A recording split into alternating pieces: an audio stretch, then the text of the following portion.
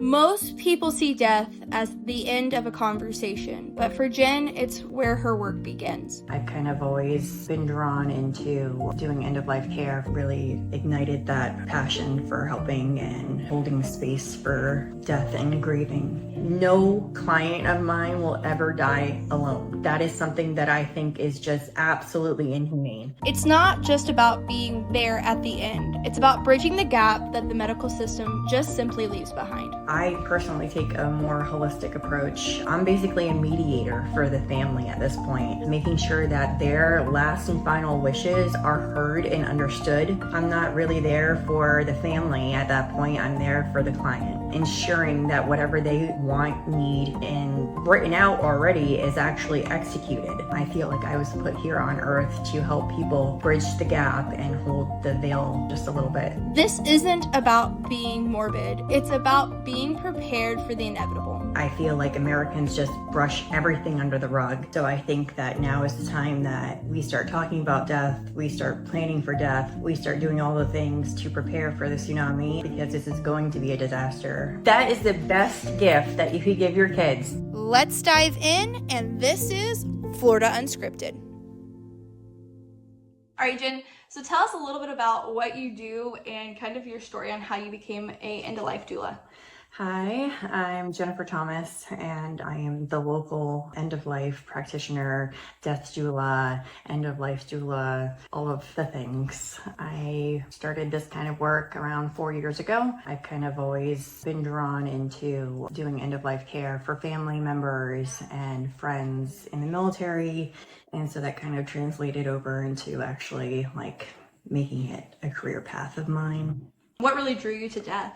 Was it just like the process of like helping people, or what was it? Yeah, I think seeing a lot of my friends and family lose family in the military really ignited that passion for helping and holding space for death and grieving. So, definitely it can be a really difficult process to deal with for any family. And I think it's something that we as Americans really don't like to talk about, which we'll talk about that later, but right. It's definitely a very taboo topic, which I don't know if it always has been, but it definitely is today. What I really like to ask a lot of people is, I love to know how people ended up in Florida. So are you from Florida, or are you not from Florida? I am not from Florida. I was born and raised in Maine, and I got married to the military, and we were stationed across the United States, and then finally my mom was like, hey, I'm moving to Florida, and I guess I really wanted to have my kids have a relationship with their grandparents, so we decided to come here too. Welcome to the swamp. Welcome to what is typical of most people that end up in Florida, is they move here for their parents. Yeah. So you're definitely not that far out of what most people deal with. That's a real thing. It's like the Florida migration of everybody moving here. I was more fortunate that I was born and raised here, so I don't have that issue. I've never lived anywhere else, which most people can't say that, but I've only ever lived in Florida. So just kind of crazy. So let's talk a little bit about what you do and kind of what's going on in the world via what we're outlook of death, which I know is kind of crazy way to word that, but it is a real thing that we're facing. So I know a lot of the experts right now are talking about the silver tsunami that is coming, which is a crazy way to explain this, but that is what experts are calling this. And it really has to do with the baby boomers.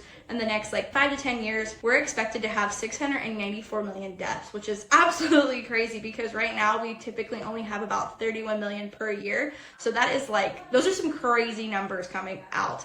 And so I really do think this is going to break the system in which we see, because I know a lot of places are already at max capacity. So I feel like that's kind of where you come in and where you can bridge that gap. What do you think that's going to look like? It's probably going to be a nightmare for people like me in this weird position between, hospice and end-of-life care and hospitals and home care. But I'm ready to ride the wave. I just think... No pun intended. Right. I think that the United States as a whole needs to brace for the impact of that, because we are definitely far behind from other nationalities and countries along the terms of death care. So I think that now is the time that we start talking about death, we start planning for death, we start doing all the things to prepare for the tsunami as you would a natural disaster, because this is going to be a disaster. We're losing 600,000 people or whatever. Million. You said million. Yeah, it was 694 million deaths. Million deaths. That's a lot of people. That's a population.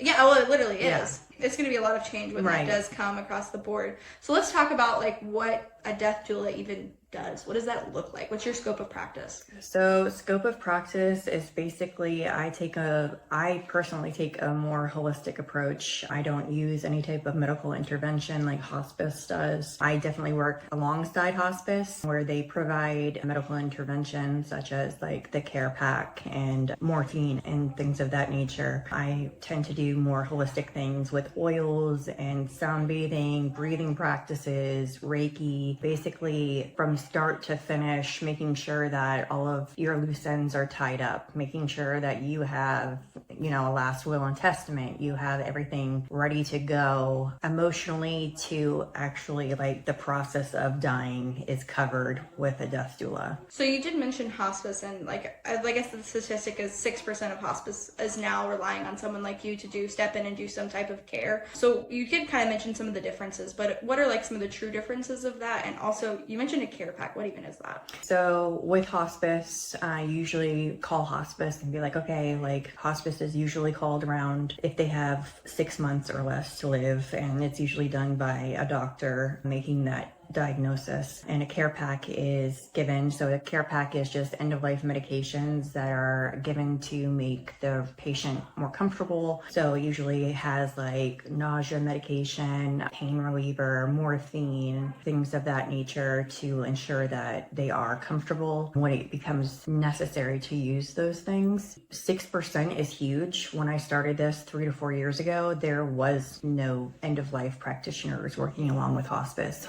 Hospice is definitely seeing the advantages of having somebody like me work beside them because they're basically very sparse. There's more people dying than there are people taking care of the dying. I definitely think with this 600 million people, the tsunami coming, that we will definitely get another raise up in healthcare and be seen as an advantage rather than like a disadvantage to have. Okay.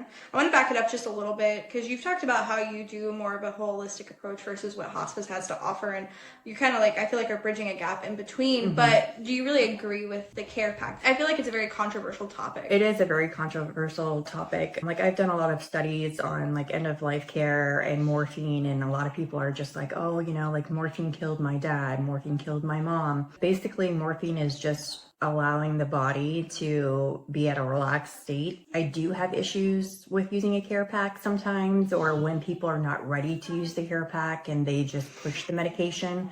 That's where I have an issue with it, but I think that's fairly common in any circumstance regarding pharmaceuticals. There's like a happy medium There is a happy medium, and it's different for every patient, so. Yeah, no, of course. Every situation is completely different. This is like totally a little bit off topic, but something I just thought about, and that's also super controversial. And something that's been talked about is, the countries that allow elective, what do they call that? There's like a word. Oh, it's MAID, medical assistant. Yeah, death. Yeah. Yes. What are your thoughts on that? I wish that it would be passed in all 50 states. I think that we're up to like 20 something at this point, which is fantastic. I just think of it as a more humane practice. I mean, like if my dog was suffering, I definitely would not want to prolong that suffering. I definitely have, planned out my future, and that includes maid service. Then I'll have to go outside of the state of Florida to get that kind of care. And I know that there's stipulations regarding like different states that you have to be a resident for so long, you have to see a physician for so long in those states. But I do hope and pray that it's going to be, a universal sort of healthcare in the future. I really think it just depends on I don't know, it can be really complicated, and I get where people are like, you're taking whether somebody's going to actually die or not. Right. But at the end of the day, if we're giving them morphine until they die, it's pretty much doing the same thing. It's just in a different process. Maybe we shouldn't do it as soon as you get a death sentence, because just because the doctors say you're going to die in 2 years doesn't mean you're actually going to die in 2 years or 6 months or whatever the case is. But if we're at the final weeks and you're not eating and you're literally in the stupid state, I think prolonging it, because people literally become mentally not well at the end, and it's very evident. They're not eating. They're you can just tell. So I think, I don't know, we end up killing them anyway. Right. And it is kind of all the same. I mean, watching someone suffer. So for instance, I've had my grandmother, for instance, who suffered for 9 days without food or water. It was awful. I would not want my worst enemy to go through something like that. And I also have, clients who, I met with on a Monday and they were dead by Thursday just from talking about things and being comfortable with the fact of dying. Yeah, no, I think talking about it is important, but I can think of my grandmother who literally was basically not breathing, like struggling breathing for like 2 or 3 days, like was not coherent, was pretty much in and out, but like it's just kind of ridiculous. And they just kept upping the morphine until she's gone.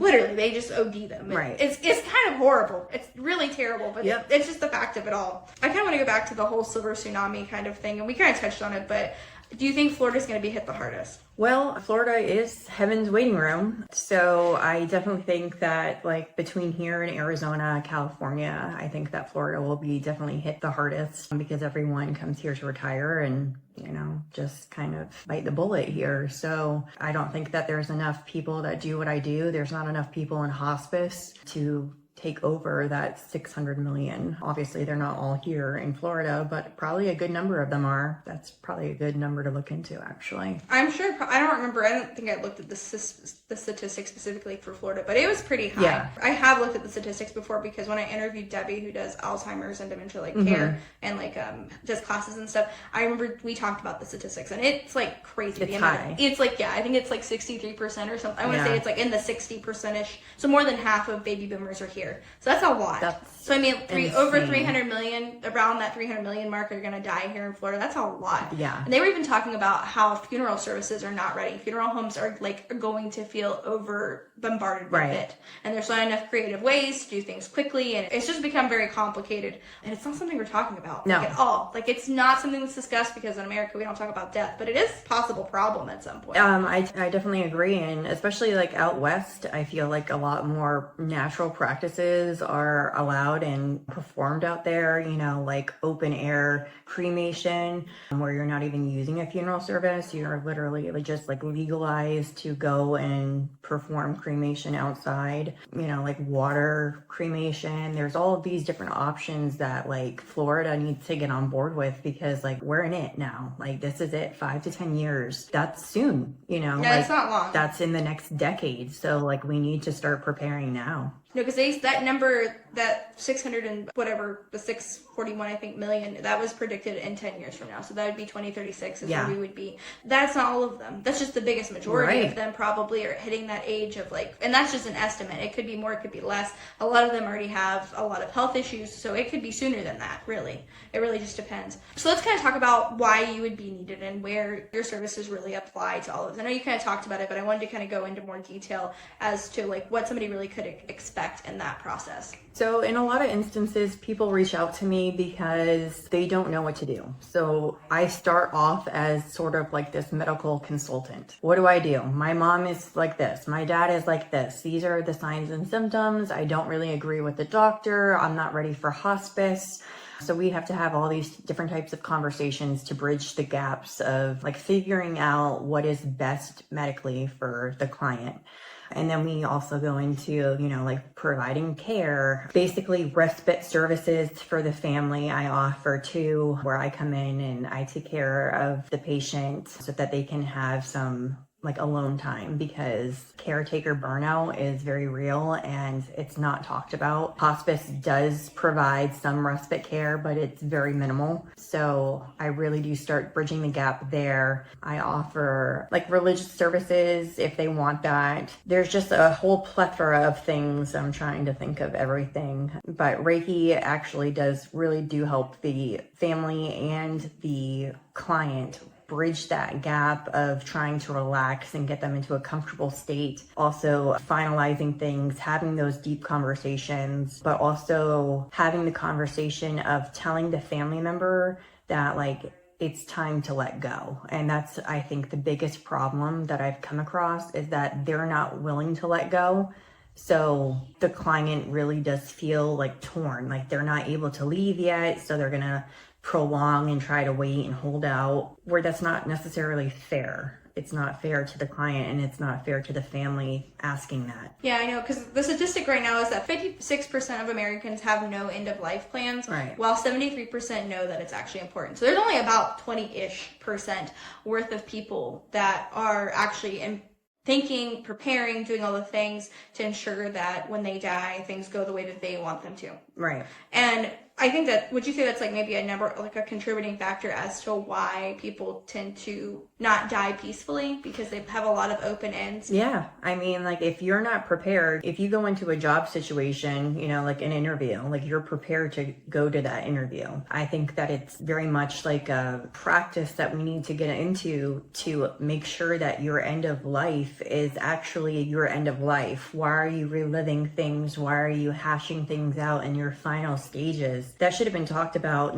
15 years ago. And a lot of that is to do with family, unfortunately. And family is a mess most of the time. So it's a really hard situation to be in. I understand that. But we also need to get this stuff together, get it done so that we can move on and so that they can move on peacefully. No, I definitely agree with that, because 44% of families experience some type of conflict around when someone's dying. Yeah. That's a pretty high impact. Let's talk a little bit about that and what you do for the family, necessarily before the person has passed and then even afterwards. Let's just say there's a family that has 3 siblings and one of the siblings hires me. The other 2 don't agree on it. Oh, well, I'm already there. So we have to start hashing issues. So I'm basically a mediator for the family at this point, going through all the things, making sure that their last and final wishes are heard and understood first and foremost. I'm not really there for the family at that point. I'm there for the client, ensuring that whatever they want, need, and, have written out already is actually executed. So there's a lot of times where I'm met head on with the rest of the family because they don't agree with everything that the client has stated. But that's kind of like tough cookies. I mean, that's why we're here with the client. No, I mean, it's difficult to deal with families just because there's a lot of drama. As a realtor, I deal with it all the time, especially if you get an heired property. Somebody wants, it's a mess. It's a mess. It's a mess. Whether it's through probate and they're having to deal with all of that and the paperwork that goes along through all of it because it's complicated, because somebody didn't actually do what they should have probably done. Right. Put it in a trust, a will. Actually, a will is not good. Trust Right. is the best.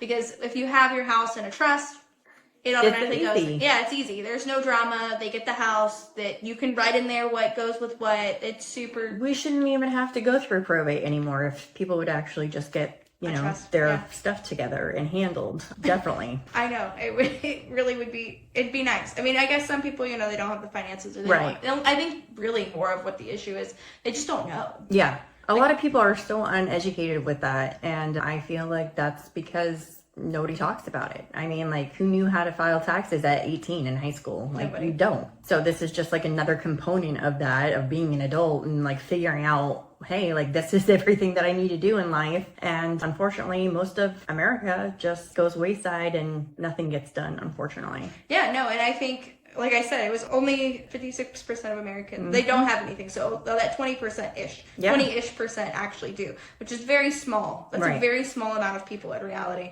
And I think it goes back to the whole thing of Americans don't like to talk about death. 63% don't want to talk about death. It's a taboo topic. I think especially for this age group that is coming along, it is very taboo.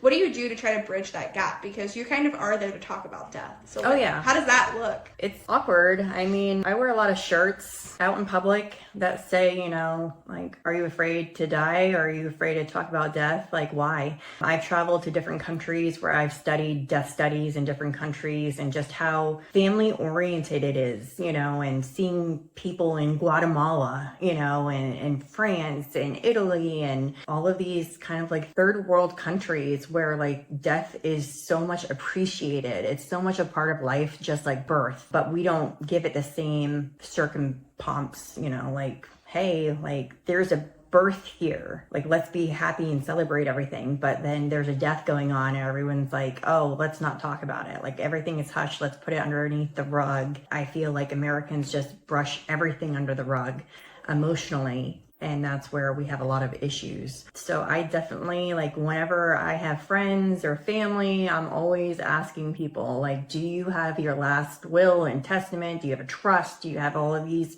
medical documents? Like, make sure that you're prepared, because you could die tomorrow. Like, are you ready? And they're not. No. I mean, and Daryl and I have even talked about that more recently because we're having kids. And so I was like, we have to get this in order. Like, I grew up with a family, like a small business family where, you know, everything was kind of whatever. And then my parents, they just kind of learned along the way. They were very fortunate to have a really cool tax attorney that they dealt with, a tax guy. He was an attorney too.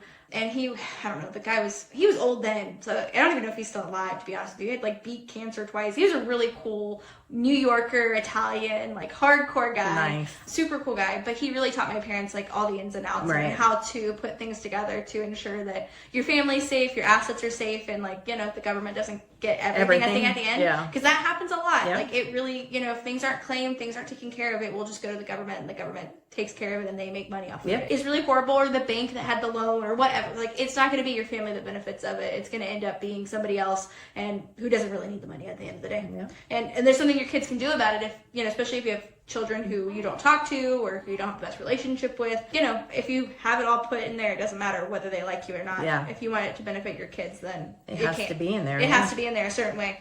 And for them not to have to deal with probate and the process, it's just all of it. And I promise that house that you sell that's probate is a whole lot cheaper than the house if you would have had it done right. So your kids, do it now. That is the best gift that you could give your kids. Don't even worry about Christmas presents this year. Go out and get all of your stuff handled.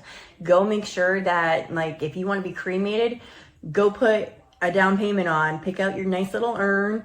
You want to be buried, go pick out your casket, have everything paid for, so we don't have to do it. But you know, that used to be more of a thing. A lot of people would pay for, like, the plot or this, that, or whatever, but now we don't do that. And I don't know why, because if you think about it, if you pay now for a cremation, I mean, like, for a basic cremation, you're probably talking around $1,000. That's if you want to be in a box, okay, like, basic. But 15, 20 years down the road, how much is that going to cost? Like, double? Who knows? But you paid already, so you're locked in at that rate. So go do it now. Go take care of all of those make your final arrangements now. That is the best Christmas present you could give your kids. Honest to God. It really would be. And the cost of it too, because when it starts becoming where we have 641 million people dying, it's going to get jacked up. It's going to be expensive. I won't be surprised if people don't actually end up getting cremated. They end up doing things, illegal stuff's going to happen. They're going to be, like, storing bodies in the back room. Bootleggers. They're going to be doing all kinds of crazy things. Like, I really see that being an absolute problem. And whatever you wanted is going to be right out the window, because it's going to be whatever's convenient, cheapest, and easiest. Because supply and demand is a real thing. Correct. And, you know, you might end up in a morgue, and that'll be the end of it. Like, it's a real thing. And they'll be doing studies on your body. Like, I hate to be that way, but that's what happens. You have no idea. You have no idea. So if you care, do it now. So that kind of leads me to, when would be a good time for someone to come to you? Now. Let's say somebody gets a diagnosis. Okay. You know, they have, like, let's say they get stage 4 cancer. They've done a couple rounds of chemo. Things are really just not looking great. At what stage in that process? You can send me a message anytime during that process. You could send me a message now, even if there's nothing wrong. If you have questions that, you know, like, you need answered, or just, like, a direction to go on, just shoot me a message. But, like, I truly believe that death should not just be talked about at the end. Okay, so, like, stage 4, like, you don't have the most time in the world, so we should probably, like, really start and dig in to figure everything out. But you still have time, and that's, you know, there's no time like the present, so you don't really, like, have a recommendation? No. Okay, I was just curious. Yeah. Let's talk about, how do you become a death doula? What's that look like? What's the process for that? Well, I mean, like, women kind of have been birth and death doulas since the beginning of time. It's kind of just instinctual for a lot of people, and a lot of people run from death, kind of like they run from fires and everything else, and people are kind of, like, just drawn to it. So I went through a course through INELDA, and that is international doula training. So I can go anywhere in the world and I would be covered underneath INELDA. It was a 10 out of 10 training. I can't speak highly enough of them. It was fantastic. You kind of bond with the people that you are in the training with. I'm still friends with at least 2 or 3 of the people that I went through the training with. And you really figure out why you're doing it. What's your why? What's my why? So I feel like every single client that I have mentored or, held their hand until their very last, breath, it's healed me in a way that like nothing truly has here on earth. It was something that is like very spiritual, very humanistic. Like it makes you feel like you are part of something greater. I feel like I was put here on earth to help people kind of cross that threshold, bridge the gap, and hold the veil to death back just a little bit. When it comes to the actual working part of what you do, how do you manage that? Do people just come to you directly? Do you have like somebody that you correlate with? What's that look like? For the most part, like word of mouth. People find me on Google or on the actual ANILDA page. There's a site for all of the death doulas in your area. So that's kind of how like I have like advertisement, mainly is from word of mouth. Okay. And then what are your goals kind of going into the next 5 to 10 years, which is going to be busy for you? Hopefully. I guess it's going to be really busy. I guess I need to like up my expectations because we're in for that wave. So I can't swim personally, but I'm going to have to like learn how to ride the wave because I'm not prepared myself. No, those numbers really like got me. Yeah, I'm a little bit terrified at this point because I'm like, man, this is unexpected, but like kind of expected because they were called baby boomers for a reason. But now we're getting boomed again, and it's harder this time because nobody's celebrating it like a birth. Everyone's going to be dying. But I don't know if we celebrate birth the same way that we used to do either. That's true. I feel like it's a mutual thing. Like beginning of life and end of life are not appreciated enough. Or studied or talked about or discussed. It's just kind of like a way of life. Yeah. It just happens. Yeah. I think it comes down to the fact I was like listening to like a lot of different people, and you were talking about third world nations, and this is kind of off of where I was going, but it made me think about this, is that countries that experience some type of suffering, be it financially, whatever, it doesn't matter, like it doesn't really matter.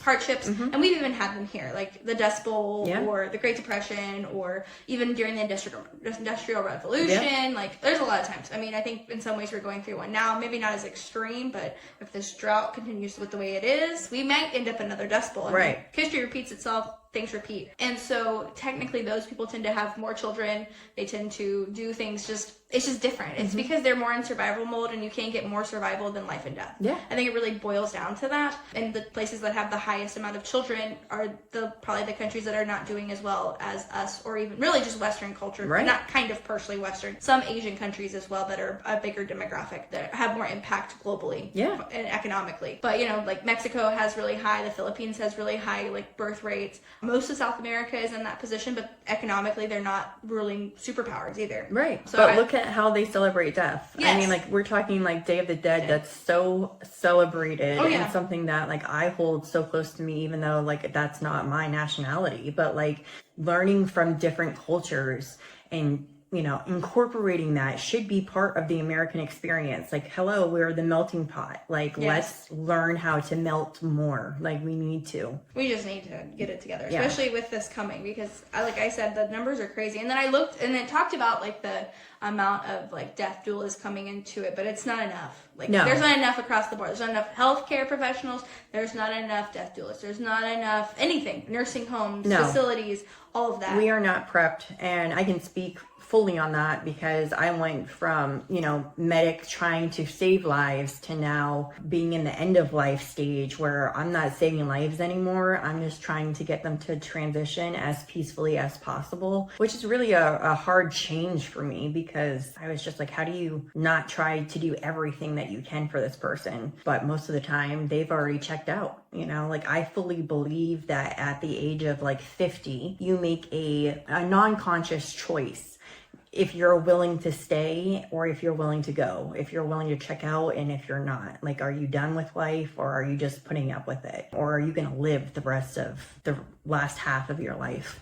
I really do believe that you make that unconscious choice. You either party till you die or you die until you die. Yeah. I mean, that's how my grandmother was. She was smoking cigarettes and going Wendy's and eating whatever the heck she wanted until she died.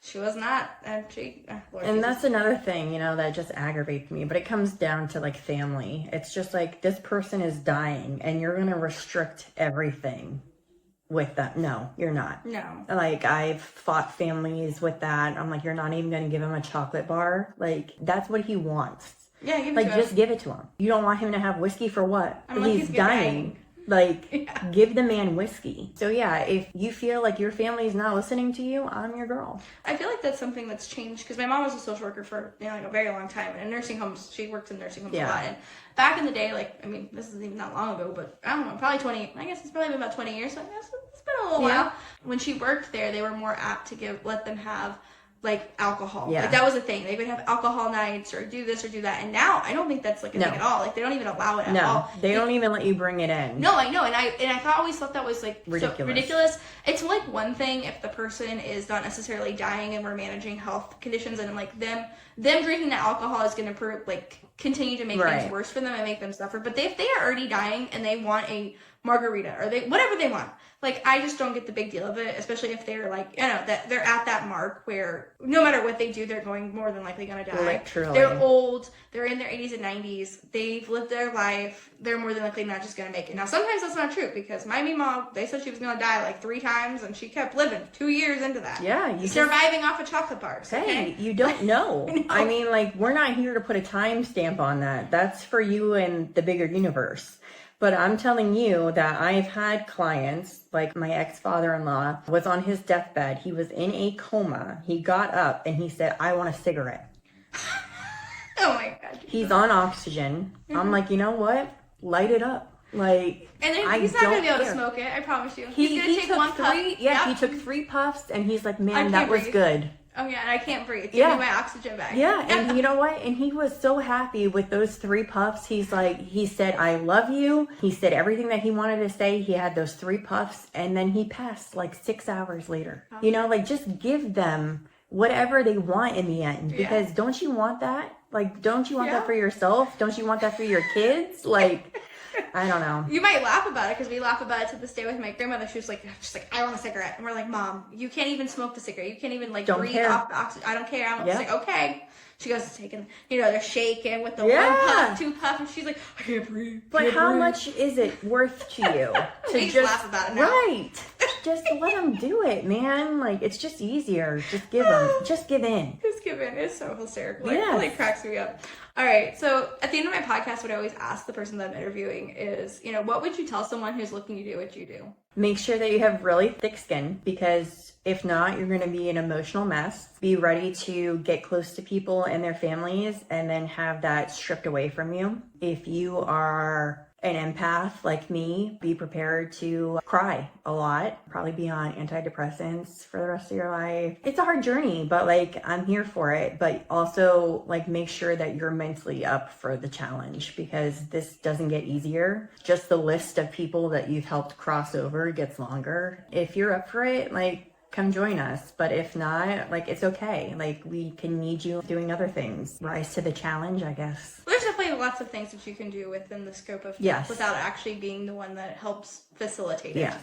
You could be the counselor. You could be helping the family directly. You could be indirectly helping without actually being the one watching the person take their last breath. Yeah. Because it's a lot. I mean, it is a lot. And a lot of families don't want to be around for that. And I have always said that no client of mine will ever die alone. That is something that I think is just absolutely inhumane, is dying by yourself. Yeah. So whatever I have to do to facilitate, just having somebody sit with your family member, ensuring that you're not alone during your final breaths, that's my number one goal. And it's kind of sad because during COVID, with my Mima, we weren't allowed to be there. There was a lot of rules and regulations. So a lot of people died by themselves. And it was really horrible. That whole experience was absolutely pitiful. And I really hope that as we go into this silver tsunami coming, that if we have something else that breaks out again, which I'm sure we're going to have something. Right. But I think that we need to learn from that and make other arrangements, because that was horrible to separate families. It breaks my heart. So but then the crazy part is that they would